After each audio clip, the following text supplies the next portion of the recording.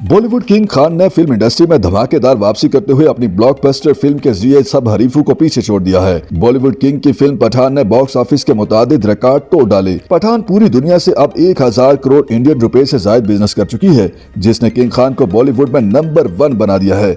दूसरे नंबर पर दबंग स्टार सलमान खान है, जिनकी शोहरत पर फिल्मों की कामयाबी और नाकामी से कोई असर नहीं पड़ता।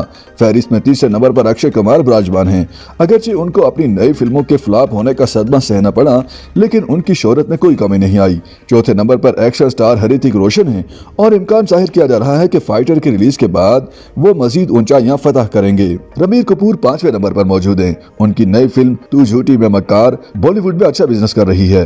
कार्तिक आर्यन छठे, जबकि आमिर खान 7वें नंबर पर मौजूद हैं। आमिर खान के मद्दाह उस वक्त के मुंतजिर हैं जब एक ब्लॉकबस्टर फिल्म के साथ वो अपना खोया हुआ मुकाम दोबारा हासिल कर लेंगे। दिसंबर 2018 में ये वो महीना था जब शाहरुख खान की फिल्म जीरो रिलीज हुई थी। 200 करोड़ की लागत से बनी ये फिल्म बॉक्स ऑफिस पर सिर्फ 186 करोड़ ही कमा सकी थी।